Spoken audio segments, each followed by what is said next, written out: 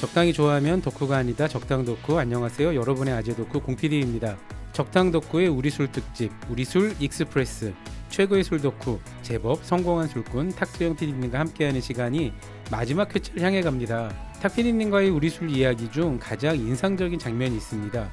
우리의 전통술이 우리 고유의 문화적 특징을 잘 표현하는 동시에 인류 전체의 역사 속에 존재하는 인류 보편적 맥락의 산물이라는 이야기였습니다. 우리 전통 소주인 증류주가 아랍과 몽골을 거쳐 우리에게 전파되는 과정에서 이 사실을 잘 알 수가 있었죠.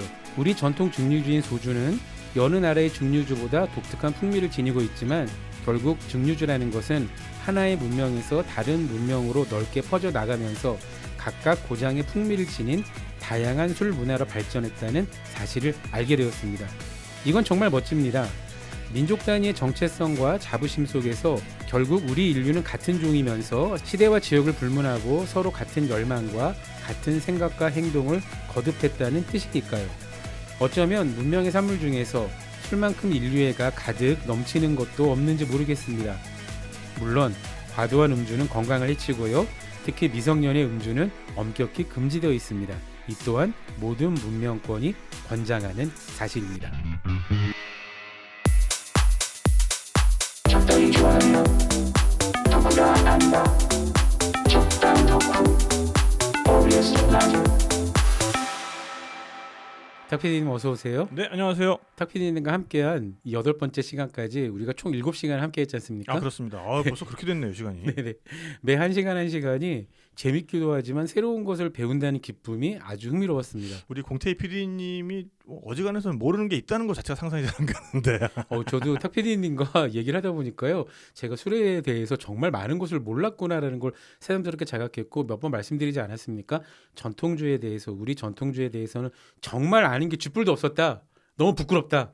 이런 생각을 하게 됐습니다. 정말 다행입니다. 왜냐하면 우리 공태희 PD님처럼 정말 그 전방위적인 덕후 분들께서 우리 술에 또 관심을 가져주셔야 주변에 어떤 선한 영향력을 또 많이 미쳐줄 수 있을 것 같아가지고요. 아이고, 저 같은 덕후 한 마리 덕후가 무슨 영향력이 있겠습니까? 아닙니다. 네. 이 방송을 듣고 계신 수많은 청취자분들이 하지만 또 이 말씀 드려야 돼요. 우리 술, 우리 전통주에 대한 깊은 관심을 가지시는 거 정말 환영하고요. 하지만 지나친 음주는 건강을 해칩니다. 그건 그렇습니다. 꼭 조심하셔야 합니다. 네. 지난 시간에 네, 그 정조 때 얘기까지 했죠. 그렇죠. 영조의 금주령과 그리고 할아버지에 대한 깊은 반발감으로 갑자기 술을 막 권하게 된 네. 술을 강권하시는 우리 정조 이야기까지 하고 있었어요. 그러니까요. 그 영조 시대 때와 비하면 정말 그 술꾼들의 입장에서는 정말 그 훈풍이 불어온 거고. 술꾼들의 천국. 네, 태평성대가 정말 이루어진 건데. 이제 술을 마셨다고 술을 만들었다고 죽지 않아도 될 것을 걱정하는 게 아니라 임금을 만났는데 임금이 막 술을 권해. 그래서 이 정조는 자기가 아끼면 아낄수록 네. 더 술을 많이 줬어요. 그것도 괴롭다. 그러니까 이 시대에는 술이 사치품이고 굉장히 귀한 음식이었지만 특히 소주, 그렇죠. 증류주 같은 것들. 특히 그렇겠죠. 네네. 네. 근데 현대적 관점에서 사실 술 권하면 이제는 꼰대 소리 듣지 않습니까? 좀 그렇긴 한데. 네.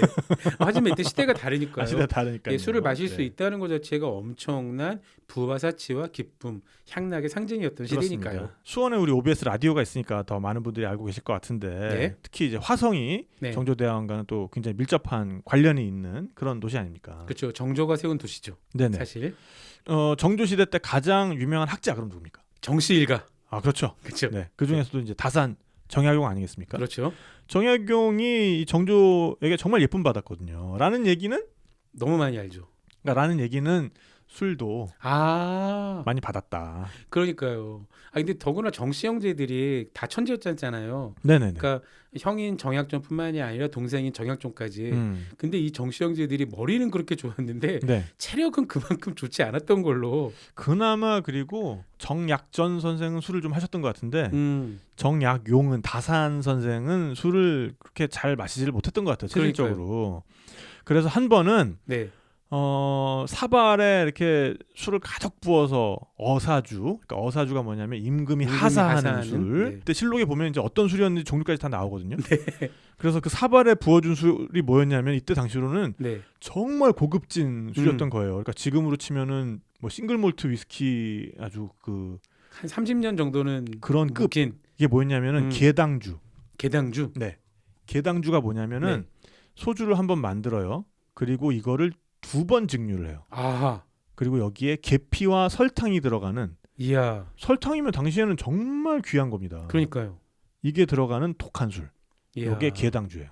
굉장히 독한데 또 달짝지근한. 그렇죠. 이야, 맛있겠다. 네. 네. 그리고 또 한 번은 아마 그 학자들 이렇게 불러놓고서는 술을 드셨던 모양이죠. 음. 그 자리에는 이제 정조대왕도 임석을 하셨고 네. 다산 선생도 있었고, 근데 뭔가 묻는 말에 다산이 굉장히 잘 대답을 했나 봐요. 야, 정말 자네는 기가 막혀. 야, 여기에 그 잔치 이거 치우고, 야, 이거 마시려면 좀 크게 먹어야지. 이거 뭐야? 이거 좋구만. 딱 잡은 게 워커. 옥필통. 오필떡. 그러니까 일종의 현대식 개념이랑 그 워커잖아요. 워커에 따라 주는 거 아닙니까? 아, 워커는 격조가 있잖아요. 그리고 옥으로 된 필통인데. 네. 붓 좀 빼고 이거 한번 헹궈와라 이거. 여기 여기 먹물 좀 묻어 있으니까 좀 헹궈오면은 이거 좋네. 받으시오. 그래서 꼴꼴꼴꼴꼴 이래가지고 삼중 소주를 부어줬대요. 삼중 소주라는 건 네. 어떤 거죠? 이 삼중 소주가 네. 이 실록의 요 대목 말고는 다른 데는 아무리 찾아봐도 안 나와요. 아, 그렇군요. 그래서 아마도 요것이 삼해 소주가 아니었을까라고. 삼해 소주. 죄송합니다. 이것도 네. 처음 들어봅니다. 삼해 소주는 조선 시대의 가장 그 베스트셀러였던. 아, 가장 많이 팔렸던. 조선 많이 후기에 만들고. 많이 만들고 사람들이 가장 좋아하고 그랬던 굉장히 고급주입니다. 삼해라는 게 해가 돼지 해자예요. 아. 그러면 뭐 돼지 3마리가 들어간다 이게 아니고 자축인묘 진사오미 신유술에 그 원삼해주. 네. 우리 그 옛 문헌에 나오는 대로 삼해주를 만들려고 하면은 정월 첫 돼진날. 아. 그러니까 정월 12일이죠. 네네. 초열 이튿날 이 술을 만들기를 시작해요. 보통 이제 큰 삼해주라 그러면은 36일 단위로 만듭니다. 그래서 정월 초열 이틀, 그러니까 네. 1월 12일이 오기 전에, 그러니까 네, 네. 음력입니다. 이거는 먼저 밑술을 만들어 놔요. 밑술을 만들어 놓고 1월 12일 날 거기다 첫 덧술을 합니다. 그렇게 해서 36일을 기다려요. 그렇군요. 그러면 또 돼진날이 돌아오잖아요. 네. 그럼 그때 또 덧술을 해요. 그리고 또 36일을 기다리죠. 그러니까 해년이 아니라 해일을 네네네. 3번 돌았다 그래서 네. 3해일. 그러면은 3해주. 36일을 3번 하니까는 108일이죠. 네. 그동안 장기 저온 숙성을 하는 술인 겁니다. 그러니까 이게 정월에 시작을 하기 때문에 이게 가능한 거예요. 그렇군요. 당시에는 불을 떼는 기술은 있어도 그렇죠. 요게 냉장 기술은 냉장 없으니까. 기술은 없잖아요. 네. 그러니까 여름 되면은 술 빚기를 할 수가 없어요. 특히나 이런 고급주들은 그렇군요. 장기 숙성을 시켜야 되는 술들은 좀 온도가 낮을 때부터 시작해서 일정한 온도를 계속 유지해 주는 게 그러니까 중요합니다. 요새 말로 이거잖아요. 장기 숙성주이기도 하면서 기간 한정 생산주. 아, 그렇죠. 예, 딱 리미티드 에디션. 그렇습니다. 네. 그렇게 해가지고 그러면은 108일이니까 그러면 이제 정월부터 해가지고 한 그 음력 4월에서 봄에 5월 마시겠네요. 정도 되면은 이제 마실 수 있게 되는 거죠. 음. 그래서 요거를 그냥 마셔도 훌륭하지만 네. 요걸 가지고 이제 또 증류를 하죠. 오. 그러면 이제 삼해 소주가 되죠. 그래서 요 삼해주야말로 삼해주와 삼해 소주야말로 어떤 그 조선 후기의 상업 발전에 맞물려서 아주 큰 인기를 얻었던 조선 후기의 한양을 대표하는 베스트셀러 술입니다. 탁피디님, 네. 이 술도 정말 궁금해지는데요. 지금도 복원해서 복각시키신 분들이 계시겠죠? 있습니다. 그리고 이거는 이것도 마찬가지로 서울시 무형문화재입니다. 아, 그렇군요. 네. 그럼 이것도 우리가 크게 어렵지 않게 인터넷을 통해서 구매를 할 수 있는 거겠군요. 삼해 약주와 삼해 탁주가 따로따로 그 무형문화재 지정이 돼 있는데요. 네. 삼해 약주는 지금 그 만들던 분이 활동을 그렇게 열심히 하고 계신 것 같지는 않아요. 아, 지정은 그분만 돼 만드십니까? 그리고 삼해 소주는 네. 활발하게 활동을 하시다가 그 명인분이 돌아가셨거든요. 아이고. 돌아가시면서 그 후계 지정을 명확히 안 해놓고 돌아가신 거예요. 아니, 그럼 보통 분쟁이 일어나고 서로 다투고. 그래서 이제 그 밑에서 수제자로 하시던 분이 네. 명인 지정 받기에는 좀 시간이 좀 오래 걸리니까 일단은 지역 특산주로 요 면허를 바꿔가지고 바로 뭐 한두 달 전부터 다시 이제 인터넷 판매를 시작을 했습니다. 그렇군요. 네네. 그래서 인터넷에서 구할 수가 있습니다. 예, 너무 궁금합니다. 어떤 네네. 맛일지. 이 삼해주가 얼마나 인기가 있었냐면은 네. 이 술은 뭐 우리 문화에 굉장히 자주 나오는 술이기도 하고 그래서 뭐 그렇군요. 성종대도 이 술에 대한 기록이 나오거든요. 그래서 그 서거정 선생이 지은 해학집에 네네. 어떤 장군의 이야기가 나오는데 음. 그 이치성을 가진 장군인데 네. 이 장군이 술을 너무 좋아하셨던 거예요. 네. 그래서 결국에는 술병이 좀 드셨다고 합니다. 아이고. 그러니까 그 이웃 사람이 와가지고 네. 그 저 장군님 자꾸 그래 술만 드시니까 몸이 아픈 거고요. 그 저 술과 고기를 좀 끊으시고 네. 연부를 하시면 음. 극락에 갈 수 있습니다. 그렇군요. 그러니까는 이 장군님이 이제 반문하는 거죠. 그 극락에도 혹시 술이 있는가? 잘 익은 돼지머리와 맑은 삼해주가 있습니까? 이분에게는 삼해주가 있는 곳이 꼭 극락이었군요. 그게 없으면 극락이라도 가고 싶지 않습니다. 이거 마치 탁피디님 심정과 비슷하지 않습니까? 비슷합니다. 네. 탁피디님 생각하는 건 이제 흔히 우리가 천국을 이야기할 때 네. 젖과 꿀이 흐르는 땅 이런 표현 많이 하잖아요. 네네. 탁피디님은 술과 꿀이 흐르는 땅이죠. 삼해주가 흐르는 땅. 네. 네. 그래서 정조대왕도 네. 요 삼해주를 알고 계셨다라는 아주 유력한 증거가 있습니다. 네. 심지어 좋아하셨다. 심지어? 네네. 네. 조선왕조실록 정조 18년조에 보면은 네. 삼해주가 등장을 해요. 그렇군요. 신하들이 네. 이렇게 얘기를 합니다. 올해 농사 작황이 좋지 않으니 아하. 금주령을 내리면 어떻겠습니까? 네. 정조가 너무너무 논리적인 왕이었거든요. 그래서 신하가 뭐라 그러면은 그게 안 되는 이유를 논리적으로 쫙 설명을 합니다. 그거 괜히 해봤자 뭐 실효성도 없고 뭐 낭비고 블라블라블라 한 다음에 네. 더군다나 삼해주가 이미 다 익었는데 이제 와서 이미 다 빚어놓은 술을 공연히 버리리? 라고 얘기를 한 거죠. 그러니까 이 술을 언제 만든다, 어떻게 만든다, 어디서 만든다, 그러네요. 이런 거를 정조 대왕이 다 알고 있고 이 뉘앙스로 봐서 먹고 싶어 했다. 그렇군요. 결국 그럼 이때 정조 18년 때 금주령은 포고되지 않았겠군요. 그렇습니다. 그래서 이 삼해주는요, 조선 후기의 상업 발달을 또 상징하는 하나의 아이템이기도 해요. 조선에도 공유 경제가 있었다. 이런 얘기 들어보셨습니까? 아니요, 전혀 처음 들어봅니다. 있었습니다. 그리고 무엇일까요? 그 매개체가 바로 또 이 삼해 소주였습니다. 예? 이게 주로 마포에서 많이 만들어졌어요. 삼해주가. 그렇군요. 마포가 일단 포자가 들어가지 않습니까? 네. 나루터잖아요. 물류터. 네. 그러니까 조선 시대에는 한양의 물류 중심지였던 거죠. 그렇죠. 그래서 각 지방에서 세금에 해당하는 곡식을 나르는 그런 배들이 쉴 새 없이 드나들고 또 소금 그렇죠. 배들도 드나드는 네. 그런 아주 번성하는 포구였던 거죠. 네. 이 상인들을 상대로 그러면 이제 밥을 팔아야죠. 술도 팔아야죠. 술도 팔아야죠. 그렇죠. 그리고 이제 상인들이 뭐 이제 하루 이틀 또 있다 가는 사람들도 있으니까 숙박업도 흥했을 것이고. 그렇죠. 그리고 이제 크게 물건을 팔아 큰 대금을 받았으니 기분이 좋으니 술을 사 먹어야죠. 그렇죠. 그래서 이제 동국세식이라는 책에 보면은 네네. 소주가 뭐가 유명하냐면은 공덕리의 독막 주변에서 수천 독씩 만드는 삼해주가 가장 유명하다. 수천 독씩이나 만들었다는 건 굉장히 대형 양조 그렇죠. 업자들이 많았다는 얘기군요. 네. 독이라는 게요. 지금도 보면은 리터로 환산을 해보면은 300리터가 넘어요. 거의 그 서양에서 말한 배럴 오크통 그렇죠. 하나 사이즈가 네. 나오는 거잖아요. 300리터에서 뭐 큰 건 한 400리터 뭐 이렇거든요. 그러니까 주변에서 수천 독씩 만든다고 했는데 자, 1000 독을 만들면 1000독이라고 했을 것이고 네. 2000독을 만들면 양천독 또는 2000독이라고 했겠죠. 그렇죠. 3000 이상부터 수천이 된단 말이에요. 그렇죠. 그러니까 최소가 그것도 3000이란 말이에요. 3회 주만 네. 3000독 이상씩 만들었다는 얘기잖아요. 한 업자가. 한 업자가. 네. 와, 이분은 정말 돈을 많이 버셨겠네요. 그러니까 한 업자가 수천 독씩 만든다라고 했으니 네. 이때에 한 업자가 해마다 그러면은 리터로 환산해 보면은 100만 리터를 만들었던 거예요. 와, 이 정도면 양조 재벌. 그렇죠. 예, 재벌 아닙니까? 재벌. 그러니까 오늘날의 중소규모 싱글몰트 위스키 증류소랑 맞먹는 그렇죠. 생산량인 거죠. 이렇게 많이 만들고 유명했으면 네. 수출은 안 됐을까요? 거기까지는 안 됐었습니다. 네, 그 참 보면은 그런 게 화폐 경제가 좀 더 활발해져서 그쵸. 국제 무역까지도 좀 이런 게 그러니까요. 가능했으면 우리나라의 어떤 자본주의의 싹이 좀 더 일찍 트지 않았을까. 그러니까 딱 여기에다 광주에서 생산한 그 도자기 네. 자기에다 예쁘게 담아서 조선산 써서 팔았습니다. 여튼 이렇게 인기가 있는데 네, 아까 말씀하셨다시피 이게 제조할 수 있는 시기가 한정돼 있잖아요. 네, 네. 그러니까 그 제조가 가능한 시기에 한시적으로 가변적으로 최대한의 생산 시설을 확보하자 이런 네. 노력이 있었겠죠. 네. 이러다 보니 공유 경제가 만들어진 겁니다. 뭘 공유했을까요? 술을 대량으로 만드는데. 지금 마포구 용강동과 대흥동의 네. 그 옛날 그 지명이 네. 뭐냐면은 동막이에요. 동막.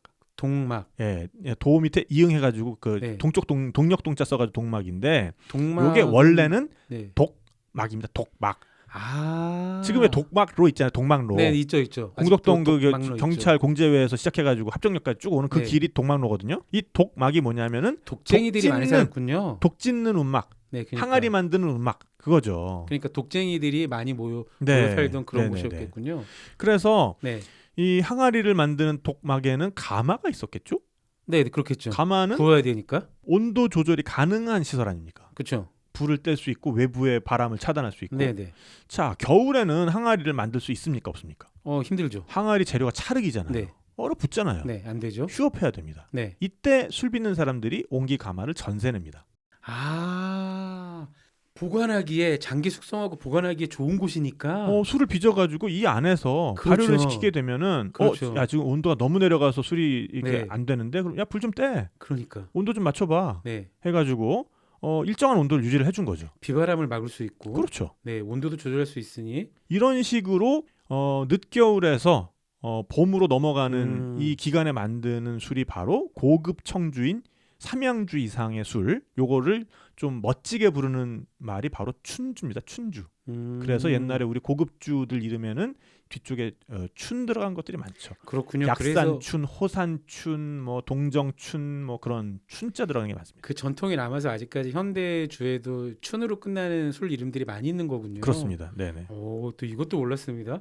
들으면 들을수록 너무 재밌는 우리 술 이야기. 자, 여튼 그래서 항아리 제조하는 사람들은 양조업자들한테 어차피 노는 기간에 이거 빌려주고 임대료 수입 얻고. 그리고 또 옹기를 지어서 그 사람들한테 납품하고 팔았을 그렇죠. 거 아니에요. 독을 지어서 또 팔죠. 야. 네. 돈은 그분들도 많이 벌었겠네요. 아주 아름다운 경제 네. 선순환 구조. 아, 그걸 가지고 지금 공유경제라고 말씀하시는 그렇습니다. 거예요? 네네. 자, 그러면서 네. 방금도 그 동국세 시기에 잠깐 언급이 됐었는데 네. 소주 하면은 공덕리였다라는 말이 있습니다. 그 영향 때문에 아직도 공덕동 일대에 그렇게 술집이 많은 걸까요? 그럴 수도 있어요. 그거 저 정말, 거슬러 올라가 보면은 아니, 정말 이렇게 서울뿐만이 아니라 수도권의 오래된 구시가들을 보면은 작은 술집들, 선술집들, 노포들이 많이 있는데 네. 공덕동에서 그 서울역까지 가는 인근의 골목들이 너무 많이 있잖아요. 그렇죠, 그렇죠. 그래서 사람들이 흔히 술꾼 골목이라고도 이야기하는 지금은 좀 많이 없어지긴 했습니다. 그 동네도 개발이 많이 돼서 네. 예전 모습을 잃는 것이 약간 서운하기도 하고. 지금의 그 공덕동이 옛날엔 공덕리였어요. 공덕리. 네, 그러니까 여기가 사대문 바깥이니까 완전 한양 관내는 아니고 그렇죠. 지금으로 치면은 뭐 이제 서울 외곽에 그렇죠. 그런 느낌이죠. 좀 집값이 싼 원룸촌 같은 그런 느낌이었습니다. 공덕동이 네. 공덕리가 그러다 보니까 여기에 이제 지역 출신의 선비들이 와서 살기 시작한 거죠. 아, 그렇군요. 특히 이제 황해도 출신 선비들이 많이 와서 살았대요. 심지어 황해도면 굉장히 가까우니까요. 금방 올 수 있죠. 그렇죠. 그래서 왜 왔느냐? 네. 과거 공부를 하기 위해서. 과거 공부를 하기 위해서 핑계를 대고 그다음부터 술을 먹었나요? 아닙니다. 그게 아니라 입시 낭인인 거죠. 아. 그러니까 과거에 붙어야 되는데 그렇군요. 황해도 그쪽에는 제대로 된 교육기관이 없어. 그래서 이를테면 약간 입시 학원촌이 된 거군요. 그렇습니다. 그래서 뭐 저기 대땡 학원 이제 이런데 네. 노량진에 가야 되는 거야. 노량진. 그렇죠. 여기가 그래서 네. 그 노량진에 해당하는 게 네. 성균관 그리고 사학입니다. 사학. 사학이 그렇군요. 뭐냐면은 4개의 학교다. 그래서 네. 태종대에 조정해서 한양의 동서 중남에 세운 4개의 학교를 사학이라고 했어요. 그렇죠. 그래서 성균관과 그 사학에 다니기 위해서 네. 황해도 출신 선비들이 왔던 거고. 네. 근데 이제 이 양반들이 가가지고 글 공부하는 동안 네. 남겨진 식솔들은 끼니를 해결해야 될 거 아닙니까? 그렇죠. 이때 이 황해도 출신 선비의 부인들이 네. 정말 생활력이 강했대요. 아, 그래가지고 이 선비의 부인들이 주로 했던 일이 뭐냐? 네. 소주를 고우는 겁니다. 소주를 고운다는 게 소주를 내리는 거죠. 아, 그러니까 처음부터 술을 빚는 건 아니고 그 술을 사 와서 증류를 하는 거군요. 뭐 그렇게 할 수도 있고 직접 처음부터 할 수도 있고. 탁주 단계부터 자가로 할 수도 있고요. 그러니까 네. 어쨌든 이 증류 기술이라는 것은 그 북쪽에서부터 전파가 된 것이고 소주야말로 북방의 술이고 그러니까 그쵸? 소주 만드는 기술들을 어릴 때부터 보배우면서 자랐을 거거든요. 아하. 이분들이. 그러니까 여기 와가지고 이제 소주를 증류를 하는데 이 일이 그리고 굉장히 고됩니다. 그렇군요. 계속 지켜보고 있어야 되고 불가에 있어야 되고 피곤하고 이 옷에 이거 술 냄새 배이고 이러거든요. 아, 그러니까 진짜 그렇겠군요. 이 네. 소주는 뭐 누구나 마시고 싶어하는 것이긴 한데 이거를 네. 그냥 여염집에서 만들기에는 노동력이 꽤 들어가는 거예요. 네. 그래서 이렇게 소주를 증류를 해가지고 병에 담아가지고 머리에 담아서. 이고 있고 대야 같은 거에다 해가지고 네. 그 병을 광주리 바구니겠죠? 네, 네. 해서 가가호호 이제 방문 네. 판매를 하는데 주로 소주는 고가의 고급품이니까 지체 높은 집안을 찾아가서 양반집에 네. 찾아다니면서 파셨겠구나. 그리고 이제 아낙네가 왔으니까 이제 부인들도 이제 호기심을 보였을 거 아닙니까? 네. 그 광주리 한번 내려 보게, 그 보통이 한번 불러 보게 해가지고 아 이것인가 하면서 이렇게 꼴꼴꼴꼴 따라서 어머 앞으로 자네는 다른데 가지 말고 내리는 족족 우리 집으로 오도록 하게. 네, 마님. 이제 이렇게 된 거죠. 금음날에 다시 찾아뵙겠습니다, 그렇습니다. 마님. 네네. 그래서 공덕리가 나중에는 소주촌이라고 불리게 됐다고 합니다. 그렇군요. 네. 우와, 놀라운데요? 재밌습니다. 네, 그래서 나중에는 이 공덕리에서 네. 또 이제 술 만들다가 과정을 한두 개만 다르게 해주면 또 식초가 나오거든요. 그렇죠. 네, 그 맞습니다. 그래서 이 취급 품목을 식초로까지 확대를 해가지고 이 공덕리를 지나게 되면은 아주 진한 그 소주 냄새, 식초 냄새 이런 게 아주 코를 팍 찔렀다고 합니다. 발효 과정에서 살짝 삐끗하면 그냥 식초가 되는 거죠. 그렇죠, 네. 그렇죠. 네, 그걸 의도할 수도 있고요. 그러니까. 그렇죠. 그리고 집에 있는 와인도 보관 잘못하면 아주 좋은 식초가 됩니다. 그렇습니다. 네. 하지만 드시지 마세요. 어떤 게 있을지 아무도 모릅니다. 네. 자, 그래서 이런 정조 때의 그 술집 경제 네. 이런 것들은 좀 아쉬운 점들이 굉장히 많아요. 아쉬운 점이요? 그러니까 어떤 점이 아쉬울까요?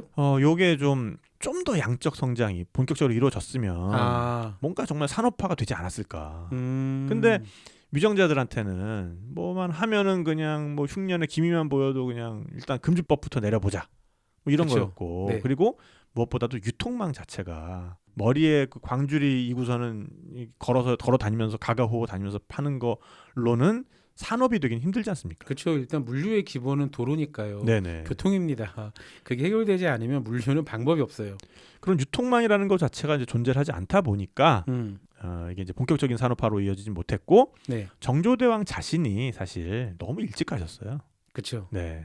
자신이 추진하던 그런 개혁 정책의 결실을 보지를 못하고 49세의 젊은 나이로 승하를 하게 되죠. 그러면서 왕좌가 당시 11살이었던 아주 어린 순조에게 넘어가면서 네, 이 순조를 둘러싼 외척들이 그렇죠. 정신없이 미친 듯이 세도 정치를 하기 시작하죠. 그렇죠. 그러면서 정조의 개혁 조치는 모두 물거품이 되고 맙니다. 19세기에 들어오면서 네, 화폐 유통이 좀 점차 늘어나고 그러면서 간단한 술과 식사를 할 수 있는 그런 주막들도 생겨나고 내외주점 뭐 이제 이런 건 이제 다음 시간에 또 설명을 드리겠습니다만은 목로주점 이런 것들이 늘어나면서 뭐 퇴근길에 특히나 뭐 관청에서 일하던 그런 월급 받는 사람들은 정말로 이때부터 퇴근길 한 잔이라는 걸 했어요. 그래서 공무원들이 네. 주모가 이렇게 국자로 퍼주는 그런 탁배기 한 사발 마시면서 너비아니 한 점 이렇게 입에 우물우물 하고서는 집으로 갈 수 있는 그런 여건이 마련이 되었다. 네, 그리고 또 이제 사대부 집에서는 대소사 치르면서 또 우리 며느리들이 성실하게 술 빚고 네. 또 그 다음에 그걸 까먹을까봐 네. 언문으로 한글로 네. 한글로. 그런 것들을 또 이렇게 적어가지고 깨알같이 적어가지고 그 다음 며느리한테 또 전하고 네, 네. 뭐 음식 디미방 뭐 이런 거는 보면은 이제 안동 장씨 부인이 아예 이렇게 써놨어요. 맨 그렇군요. 표지에다가 내가 눈이 이리 침침한데 이 글을 썼으니 앞으로 며느리들은 이 책을 가져갈 생각일랑 말고 외우거나 베껴 어머, 써서 어머. 후손에게 전하여라. 이걸 이야. 가져갔다간 둔실이니까 이야. 그렇게 쓰시기도 했어요. 그래서, 하긴 그때는 네. 출간 자체가 뭐 필사가 기본이었으니 그렇죠. 기본이 시대였으니까요. 네네네. 그래서 이후에 이어진 어떤 그 우리 술의 암흑기, 그러니까 일제 시대를 얘기하는 거죠. 네. 그리고 이제 뭐 개발 독재 시대 이런 걸 이겨내고 이 후손들이 다시금 선조들의 술을 재현할 수 있게 된 거는 이 당시에 워낙에 술 문화가 흥했기도 흥했고 정말 광적으로 네. 기록을 남겨주신 덕이다라고 얘기를 할 수가 있습니다. 그거 보면은 조선 사람들은 진짜 동서고금을 막론하고요. 그럼요. 최고의 기록 덕후들이 아닌가. 네, 맞습니다. 이게 왕실뿐만이 아니라 민간 네네. 부분도 뭘 그렇게 미주알 고주알 남겨놓는 걸 좋아하는지. 심지어 이때는 학식이 높은 사대부라 하면 네. 모름지기 자기가 쓴 백과사전 심지어 찜은 그런 하나 거 있어야 있습니까? 네. 되는 좀 그런 어떤 유행이 있었어요. 그러니까요. 심지어 유배를 보냈는데 가서도 자연 관찰 일지를 써. 아 그렇죠. 네. 네. 그게 자산어보가 되는 거고요. 네네네. 그런 거 아닙니까? 네. 이런 놀라운 시대. 그러니까 이를테면은 서유구 선생의 집안 같은 경우에는 네. 대대로 할아버지 때부터 네. 심지어 뭐 증조 할아버지 때부터 계속 백과사전을 썼어요. 그래서 네. 할아버지가 쓴 거를 네. 그 아들이 이어받아서 개정 증복판. 좀 더 개정 증보를 하고 네. 좀 더 개정 증보를 하고 그러면서 네. 이제 서유구 선생 대에 와가지고 임원 16지, 임원 경제지라는 그러니까요. 이름으로 나오거든요. 이게 그렇군요. 그럼 서유구 선생의 그 역작도 혼자서 한 게 아니라 아닙니다. 가업을 네. 충실히 집대성한 결과물이었군요. 그리고 이미 그 서유구 선생 대에 오면은 아버지 때까지 그 백과사전을 계속 쓰기 위해서 수집해 놓은 그런 장서들이 엄청나게 있었던 거죠. 어마어마하겠군요. 근데 이제 그것뿐만 아니라 거기에 더해서 본인이 한번 이제 이때 되면 실학의 움직임이 그렇죠. 굉장히 도드라지잖아요. 그래서 정말로 그걸 자기가 다 빚어보고 요리해보고 또 쓰기도 했습니다. 어떻게 생각하면요, 이 조선 후반 때가 현재보다 21세기에 살고 있는 현대 한국보다 적어도 전통술에 대해서는 훨씬 더 다양하고 다채로운 시기가 아니었을까 하는 생각이 듭니다. 그럼요. 이게 진정한 그리스 로마 시대고요. 이때가 우리 술에. 그래서 우리는 이때를 복원하면서 살아가고 있는 거죠. 아직 복원하려면 한참 남았겠죠. 한참 남았습니다. 네. 뭐 현대에 물론 한국인들이 더 많은 주종과 세계의 다양한 술들을 마음 편하게 아주 편하게 구매하고 먹을 수 있긴 합니다만 우리 술, 전통술에 대해서는 이 시대가 가장 찬란한 시기였다는 것은 이제 조금 이해가 되네요. 네. 이런 멋진 얘기까지 해보면서 일부 마무리하고 있고요. 적당히 좋아하면 덕후가 아니다. 적당 덕후 OBS 라디오. 2부 바로 시작해 볼게요. 탁PD님과 지금 8시간째 이야기를 하고 있는데 이쯤에서 탁PD님이 결심을 하나 해주셔야 할 것 같습니다. 네네. 탁PD님 오늘도 준비하신 얘기 아직 절반도 다 못하셨죠? 그렇네요. 네, 그럴걸요? 네. 원래 계획대로 하면은 한참 더 앞에 나가 있어야 되는데 우리가 재밌는 이야기들을 연속적으로 하다 보니까 아직 준비하신 얘기 다 못했습니다. 시원하게 공약 하나 하시죠. 한 주 연장. 알겠습니다. 더 가시죠. 네. 10진법 쓰고 있지 않습니까? 우리가? 그렇습니다. 예, 네. 8개로 끝나는 건 뭔가 불안전하지 않습니까? 네네. 그래 또 마시다 보면 이렇게 몇 개는 한 잔 더 채워야죠. 먹고 싶어지고 뭐 그렇습니다. 네. 알겠습니다. 네. 탁PD님 지금 공약을 해주셨어요. 다음 주까지 우리가 탁PD님을 뵙는 걸로. 이부에서 이어볼게요. 우리가 정조시대에 네. 술 르네상스부터 시작해서 조선 후기 때 네. 아주 다양한 술 문화에 대해서 이야기를 해보고 있었습니다. 네네. 조선 시대에도 퇴근길 한 잔이 있었다. 퇴근길 한 잔. 네. 요 이야기를 하기 전에 이제 귀로 들으시는 우리 청취자분들께서는 네. 그림 하나를 뭐 스마트폰 같은 데서 검색을 해서 찾아보셔도 좋을 것 같아요. 네, 어떤 그림입니까? 주사거배라는 그림이고요. 다시 말씀해 주세요. 주사거배. 주사거배. 네. 요게 신윤복 선생이 아하. 그린 그림입니다. 그러니까 이제 주사거배라는 게 술집에서 잔을 들다라는 뜻이거든요. 그러니까 뭐 퇴근길 한 잔이라 그러면은 네. 가볍게 그냥 맥주 한 잔, 뭐 아니면 뭐 저녁 겸해서 소주 한 잔 하고 그냥 집에 들어가기는 좀 그렇고 약간 요런 느낌이 식으로 하는 일본 거잖아요. 드라마 네. 와카코와 술 그 느낌인데요. 뭐 그렇죠. 와카코 술이란 일본 드라마는 직장 여성이 퇴근하면서 그냥 집에 가기 너무 아쉬우니 꼭 술집에 들려서 술 한 잔을 하고 가는 내용의 드라마입니다. 네. 자, 그래서 네. 이 주사거배라는 그림이 이 조선 시대, 조선 후기에 퇴근길 한 잔을 너무너무 잘 보여주는 그런 그림이에요.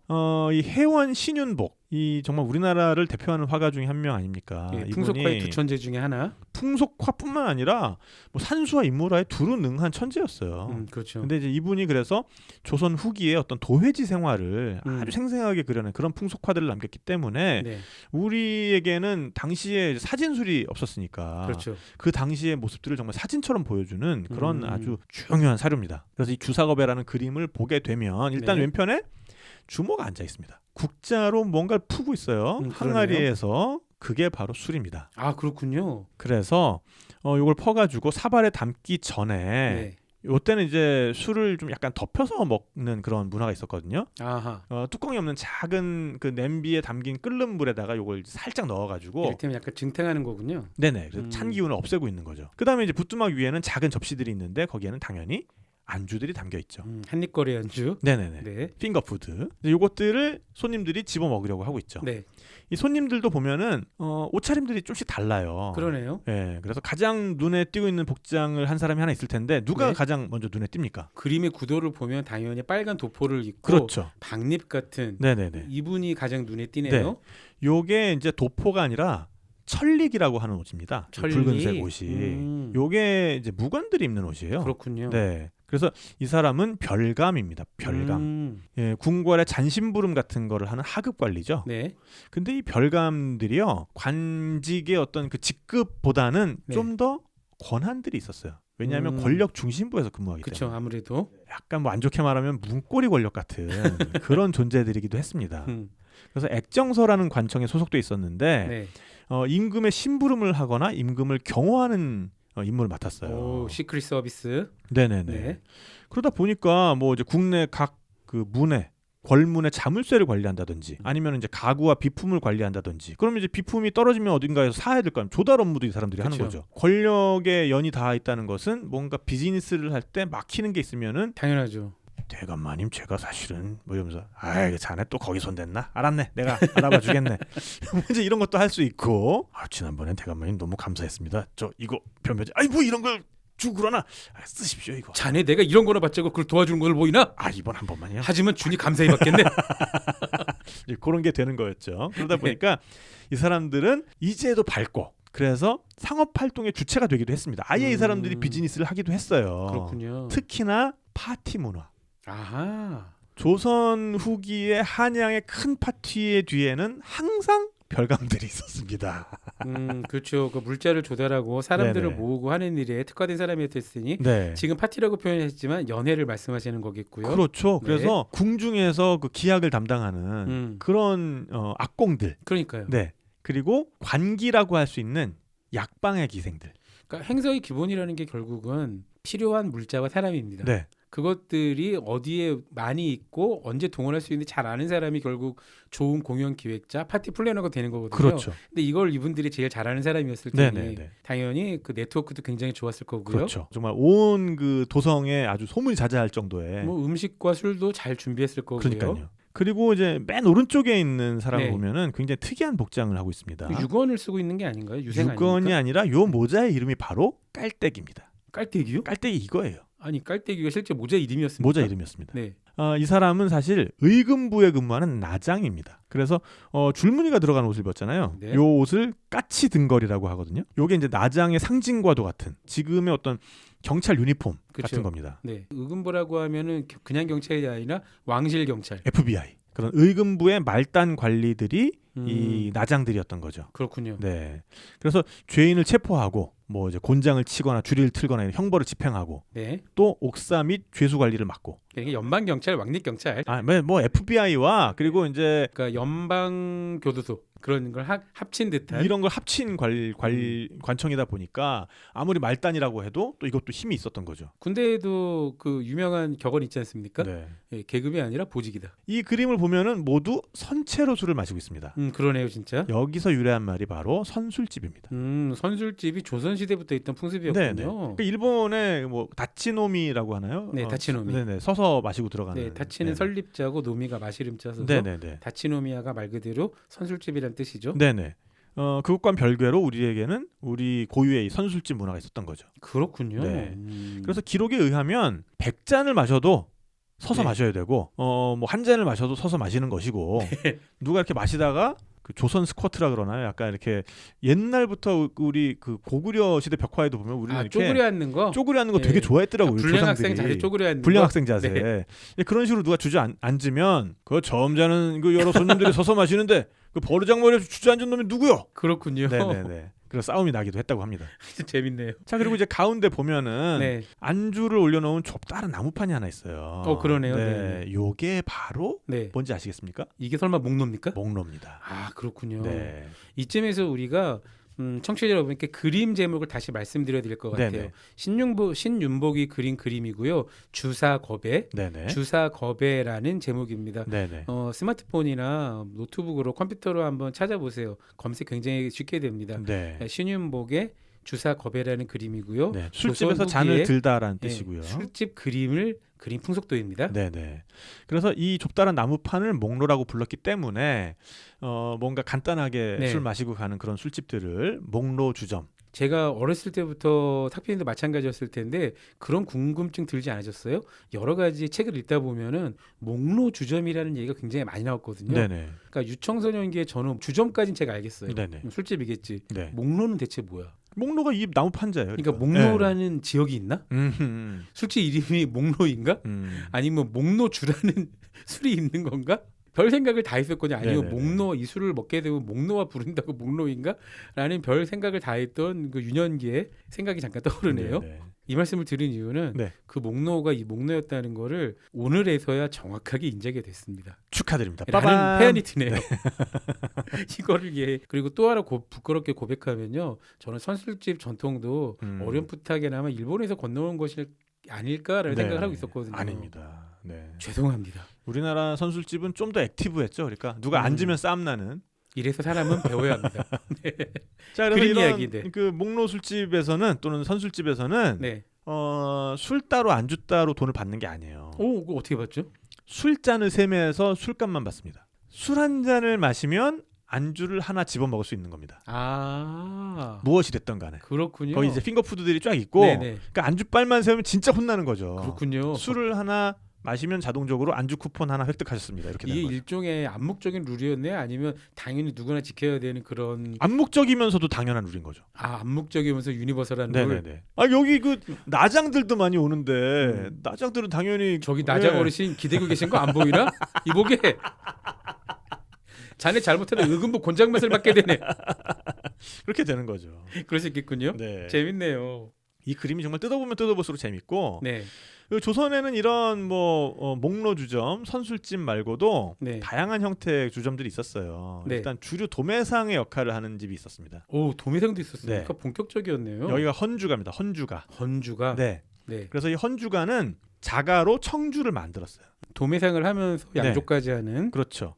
그러니까 아무래도 탁주는 이제 집집마다 더 만들어 먹기도 하고 네. 그러면서 상업적으로도 부가가치가 있으려면은 탁주보다는 청주를 만드는 게 유리했던 거죠. 그렇겠죠. 그래서 이 청주를 대량으로 만들었고요. 음. 작은 규모의 헌주가도 보통은 두 석들이 독 50개에서 60개를 갖췄다라고 하거든요. 한 석이 180리터예요. 그게 뭐 50개에서 60개라고 하니까 이러면은 18,000리터쯤 되거든요. 오, 그 꽤 큰 양조장이네요. 그래도. 지금 기준으로요. 네. 소규모 주류 제조 면허를 그 받는 기준이 네. 5,000리터까지예요. 오, 그렇군요. 그러니까 5,000리터를 넘어가면은 지금 면허로도 소규모 주류 제조가 아닌 거예요. 그럼 이미 소기업이 아니라 중기업으로 분류될 정도의. 그렇죠. 그래서 이런 헌주가에서 주로 청주를 만들면서 이제 또 사람들이 찾기도 하니까 탁주나 합주를 만들었던 거죠. 합주는 뭡니까? 합주는 막걸리와 청주를 구분하지 않고 아예 그 뽀얀 그 상태 그대로 먹으려고 만드는 술. 그러니까 청주 부분과 막걸리 네. 부분이 합쳐져 있다. 섞여 있는. 그래서 합주라고 하는 겁니다. 사실 지금 나오는 프리미엄 막걸리들 있잖아요. 네. 그러니까 뭐 한 450리터에 그래도 한 12,000원, 15,000원, 뭐 네. 2만 원도 하는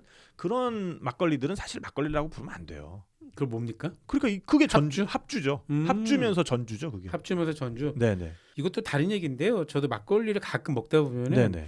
막걸리 마실 때 꼭 병채로 흔드시는 분 있잖아요. 네네. 저 경기 일으킵니다. 아주 맑은 부분도 좀 먹고 청량한 맑은 감을 느낀 다음에 그 다음에 섞여 있는 걸 먹어보자고 한 병으로 두 가지 다양한 맛을 즐길 수 있는데 왜 처음부터 똑같은 걸 만드는 거야? 라고 저는 화를 버럭 내거든요. 네네. 좋은 방법입니다. 네. 딱피님은 어떤 편이십니까? 아니 그러니까 우리 술만 할 수 있는 또 하나의 그 즐거움이기도 하죠, 그게. 그러니까 실제로 그렇게 맛이 달라요. 네, 안 굉장히 흔들고 달라요. 먹는 게 이상한 것도 아니고 뭐 또 흔들어서 먹는 게 이상한 것도 아니지만 어쨌든 그러니까 그 두 가지가 분리된다는 것 자체가 우리 술의 재미있는 부분이기도 하고 실제로 맛이 네. 다르지 않습니까? 다릅니다. 네. 정답이 나왔네요. 네, 네.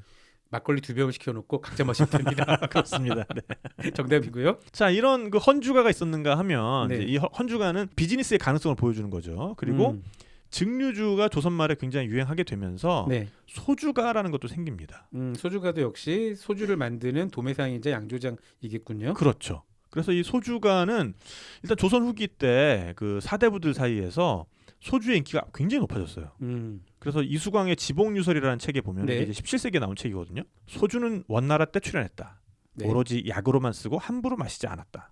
그래서 작은 잔을 세간에서 일컬어 소주잔이라고 하는 것이다. 아, 그런데 요즘엔 사대부들이 호기로워져서 네, 사치스럽게 마구 마셔야 된다. 네. 여름엔 소주를 큰 잔으로 마시고 취할 대로 취해야 그만두니 많은 사람들이 급사할 지경이다. 우리 이승환 선생님께서 탄식을 하셨구나. 네. 자, 그리고 이제 주막도 많이 들어보셨을 텐데 네. 주막은 숙박업소이면서 주점이기도 했던 거죠. 조선후기 주막은 뭐 작은 은행업, 네. 숙박업, 음식업, 네. 예, 굉장히 많이 여러모로 했던 그런 곳이죠. 그렇죠. 그래서 뭐 히말라야 가면은 아직도 그런 비슷한 게 있는데 롯지라는 게 있잖아요. 네네. 그래서 그 롯지라는 숙소들은 찻집이면서 식당이면서 술집이면서 숙소이기도 한 건데 네, 돈도 빌려주나요? 돈은 안 빌려주고요. 그렇군요. 네. 네. 조선시대 주막들이 이와 비슷했죠. 네. 그래서 여기도 보면은 입구에 이제 좌판이 하나 나와 있고 여기에 이제 뭐 소머리, 돼지발 삶은 거 이런 걸 이제 쭉 그렇죠. 늘어놓고 예, 호객해야죠. 네네. 그다음에 이제 초가지붕 위로 장대를 하나 세우거든요. 그 장대에 대나무 용수라는 게 달려 있습니다. 대나무 용수. 대나무 용수가 일종의 필터예요. 대나무로 만든 삿갓인데 굉장히 긴 그 높은 삿갓 모양이죠. 그러니까 네네네. 사람이 쓰기엔 좀 우스꽝스러워 보이고 네네네. 실제로 이 용수를 가지고 죄인들의 얼굴을 가리는 용도로 네. 쓰기도 했습니다. 네, 그랬죠. 조리돌림 같은 네. 거 할 때. 여튼 그래서 이 용수를 그 술이 입고 있는 독에다가 쑥 박으면 그 안으로 맑은 술이 쓱 그렇군요. 들어와가지고 이제 필터링을 해주는 그런 네, 말 용도인데 그대로 필터 역할을 했던 거군요. 이제 요게 술의 상징, 그 술을 빚는 거의 상징인 거죠. 대문 앞에다 우리 세워놓으면은 술 있다. 네, 여기는 주막이다라는 간판이 되는 거죠. 그렇군요. 네. 그 이제 주막에는 글을 모르는 사람들이 많이 왔잖아요. 그러니까 입구 으슥한 벽 같은 데다가 발을 정자 아니면 작대기 모양 이제 이런 걸 해가지고 메모를 해서 외상을 표시했기 때문에 요즘도 외상의 동사가 네. 외상을 긋는다라고 하는 게 여기서 온 거죠. 그렇군요. 네, 그렇고요. 또 이제 조선시대 술집 중에서 굉장히 재미있는 것 중에 하나가 네. 내외 술집이라는 겁니다. 내외술집은 뭡니까? 내외 술집 또는 내외 주가라는 건데요. 요게 일반 목로 술집보다는 조금 더 고급스럽고요. 겉에서 봐서는 보통의 가정집이에요. 아, 실내가 있는 별실이 있는 프라이빗 룸이 있는 술집입니까? 그런 거라기보다는 네. 이런 걸 운영하는 주체가 네. 사대부집 미망인일 경우가 많죠. 아. 그래서 보통의 가정집인데 대문 옆에 한자로 내외 주가라고 써가지고 뭔가 이렇게 술병 모양으로 테를 이렇게 둘러가지고 붙여두면 여기가 내외 술집이구나라고 알 수가 있고요. 네네. 내외한다라는 표현이 있었어요. 내외한다라는 동사. 네, 있죠. 지금도 보면은 왜 좀 어떤 분이 왜 탁PD 저를 자꾸 내외하고 그러세요? 약간 그렇게 뭔가 이제 좀 이 친구가 좀 반말을 쓸 때도 됐는데 반말도 안 쓰고 계속 이렇게 거리를 두고 하는 것 같으면은 왜 자꾸 내외하고 그래? 뭐 이제 이런 식으로 표현을 하는데 그 내외한다라는 게 네. 원래는 뭐냐면은 남녀간의 친척 이외에는 직접 말을 건네질 않아요. 중간에 하인을 시켜서 말을 전달하게 하는 게 원래 네. 법도죠. 그래서 뭐 이를테면은 그 건넌방에 가가지고 저 그 지필묵 좀 가져오라고 아뢰어라. 이러면 이제 네 하고 이제 그 하인이 건넌방에 가서 마님 근데 다 들려. 다 들리는데. 뭐 이제 그런 식으로 하는 건데 이거를 이제 술집에서 하는 거죠. 근데 재밌는 게 뭐냐면 노비는 없어. 그러니까 노비가 있는 경우도 있고 없는 경우도 있는데 일종의 새로운 접객 형태의 술집인 거군요. 그러니까 노비가 있으면 네. 이게 좀 더 자연스럽죠. 네. 그러니까 이제 가가지고 목이 컬컬하니 그 동동주 한 사발 내오라고 아뢰어라. 이러면은 예 하고서는 그 중노미가 가가지고 마님 그 동동주 한 사발 내오시랍니다. 그래 알았다. 곧 준비할 터니 그 앞에 그 평상에 걸터 앉으시라고 전하여라. 네. 네, 뭐 이렇게 해가지고 하는 건데 네. 이걸 하는 사람들이 누구냐면 이때 이제 4대 정치였잖아요. 네. 그러다 보니까 몰락한 집안이 너무 많았던 거예요. 일부 세도 가문이 권력을 독점하다 보니까 그렇죠. 사화도 많이 일어나고 네. 그 전에 뭐 이제 어떤 뭐 전답을 가지고 있었지만은 그런 세도 가문에 이걸 빼앗기고 네. 이래가지고 몰락하는 데가 많다 보니까 남편을 일찍 여인 양반가의 부녀자들도 먹고는 살아야 될 거 아닙니까? 가진 건 집밖에 없고. 네, 그래서 굶을 수는 없으니까 차린 게 이런 내외 주점인 거예요. 주점. 그러니까 아무래도 처지가 양반이니까 직접 그 얼굴을 대놓고 내놓고서는 하긴 대놓고 그렇고. 이제 뭐 접대를 하고 술을 팔 수는 없으니까 자기는 그냥 주방에만 있고 중간에서 그렇게 네. 중노미가 이제 왔다 갔다 하면서 하는 건데 너무 형편이 안 좋아 중노미도 없어. 그 혼자서. 그럼 연극을 하는 거지 연극. 그러니까 이제 들어온 손님도 뻔히 네. 아무도 없는 줄 알면서도 저 주한상 좀 그 한 상 봐오라고 여쭈어라. 제 안에서 네, 오늘 기쁜 일이 있어 법과 함께 왔으니 주한상 저 거하게 차 내리라고 전하시게 하면은 네. 주한상 내가 아니야. 그냥 알았다고 여쭈어라. 이제 그러는 거지. 새로운 형태의 적객 서비스가 된 거군요. 네, 그렇습니다. 네. 그것도 굉장히 나름 처음 등장할 때는 핫한 문화였겠네요. 뭐 그랬을 수도 있고 조금 네. 처연했을 것 같기도 해요. 차연하기도 네. 하고 뭐 그렇죠. 근데 어쨌건 산 사람은 살아야 되지 않습니까? 그렇습니다. 네, 그 틀림 없으니까요. 네네네. 그래서 이때 보면은 좀 요건 아픈 얘기인데 네. 이런 식으로 몰락을 거듭하다가 네. 색주가까지 낳는 아 그런 경우도 생겼습니다. 그렇군요. 그래서 젊은 여성이 이제 네. 술상에 나와 앉아가지고 노래를 부르고 술을 권하고 이런 집을 색주가라고 했죠. 색주가란 말도 네. 그러면 표현 자체는 조선 후기에 등장한 말인가요? 원래는 등장한 건 그보다 훨씬 이전이에요. 세종 때에 중국에 가는 사신들의 수행원을 위로하기 위해서 홍제원의 집단으로 조성한 게 이 색주가였다고 합니다. 홍제원은 그 당시에 국립 호텔이었던 거잖아요. 그렇죠. 근데 네. 거기에도 이미 사신들을 위무하기 위해서 네. 그런 그럼 뭐- 색주가 형태를 만들어 놓았던 거고요. 그런 유흥주점 이런 것들이 생겨난 거죠. 그렇군요. 그래서 이제 이런 것들을 본따서 서울 여기저기에 색주가도 생겨났다고 하고요. 어쨌든 그래서 이 19세기 오면은 이런 세도 정치의 엄혹함 속에서도 네. 상업이 계속 싹을 틔웠습니다. 그래서 당시에 그 한양의 모습을 아주 잘 보여주고 있는 가사라 그러죠. 그러니까 당시에는 아마 곡조에 맞춰가지고 불렀던 네. 그런 노래 가사였을 것인데 곡조는 전하지 않고 네. 그 가사 내용만 이제 전하는 것이죠. 네. 그래서 이게 이제 한양가라는 가사가 있습니다. 여기서 가사라는 건 노래 가사를 말씀하시는 게 아니라 조선 후기에 유행했던 유행가, 전통 유행가를 네. 말씀드리는 거고요. 네, 하나의 이제 문학 형식이라고 봐도 되고요. 네. 그래서 1844년 서울에 본명은 알려져 있지 않고요. 네. 한산거사라는 그런 활동명을 쓰셨던 분이 네. 남겨놓은 그렇죠. 한양가라는 노래가 네. 있는데 네. 이제 여기 가사에 보면은 화려가 이러할제 노린들 없을 소냐. 아하. 장한 소년 유협객과 공자왕손 재상자제. 입에 착 붙는다. 부상되고 전시정과 다방골 제갈동지. 별감 무감 포도군관 정원사령 나장이라. 여기에서 지금 언급해 놓은 게 네. 당시의 유흥계의 총아들을 그러니까요. 총망라해 놓은 거예요. 그러니까 파티 피플은 이런 사람들이었다. 그렇죠. 그 당시 조선 후기에 이런 직군들이 제일 잘 나갔다. 그렇죠. 그렇죠. 라는 거를 얘기한 거죠. 네, 네. 그래서 보면은 이제 부상대고라고 하면 이제 큰 상인들을 말하는 거고요. 그렇죠. 그다음에 이제 전시정이라고 하면 자영업자를 얘기하는 거예요. 네. 그다음에 다방골의 제갈동지. 그러면은 다방골이 지금의 그 다동이잖아요. 무교동 다동 그쪽. 그렇군요. 네, 네. 네. 거기에 이제 제갈동지라 그러면은 네. 자기 스스로를 내가 이런 사람이네 하면서 이렇게 스스로 지체 높다고 말하는 사람을 네. 약간 좀 비꼬아서 그렇죠. 제갈동지라고 했대요. 뭐 그리고 이제 별감, 무감, 포도군관, 네. 정원사령, 나장 이런 사람들은 이제 공무원들이고, 밝은 그런 네. 공무원들. 그리고 이제 뭐 장한소년 유협계 공자왕손 재상자제는 소위 말하는 이제 금수저들. 네, 뭐 잘 나가는데 네네네. 뭐 옛날 오렌지족. 네. 그렇죠. 그런 느낌. 네. 그러니까 이제 그들이 굉장히 화려한 파티를 하는 모습을 보여주는 게 이 한양가고요. 네. 그래서 이 별감들이 장학원이라는 곳이 있었어요. 이제 아까도 말씀드렸습니다만 이제 국립 오케스트라 네. 여기 이제 악공들 네. 그리고 이제 기녀들을 동원해서 승전 노름이라고 하는 아주 화려한 연회를 즐겼다고 합니다. 그러니까 일종의 조선시대 술이 많이 들어간 워터밤을 만드셨구나. 그렇죠. 그런 파티를 대규모 파티를. 그래서 조선에서 풀사이드 파티. 그러니까 네. 그 후기 조선에서 조금 나간다는 소리를 들으려면 네네네. 장학원 한두 번 정도는 참석을 해줘야 돼. 그렇죠. 그래야 되는 거예요. 승전노름 한 번 정도. 네, 승전으로 한두 번 정도는 해줘야 참석을 해줘야. 네. 파리 내가 좀 피플이라고 잘 할수 나간다. 있죠. 네. 네. 그런 거였군요. 그리고 직접 이제 기녀들을 아예 빼돌려가지고 기방을 차려서 운영하기도 했다고 합니다. 야, 별감들이. 심지어 신사업까지 진출하고 네. 그런 걸 보면 탁피디님과 우리 술에 대한 이야기, 조선 후기의 술 문화에 대한 이야기를 나누다 보면요, 그때나 지금이나 사람들이 생각하는 욕망은 똑같다. 그럼요. 아무 차이가 없다는 걸 네. 새롭게 실감하게 됩니다. 네. 이 당시에도 정보가 곧 힘이었던 게 또 이제 여기서 드러나는데 네. 이런 중간 계급 중에 네. 또 그 역관들이 있었어요. 그렇죠.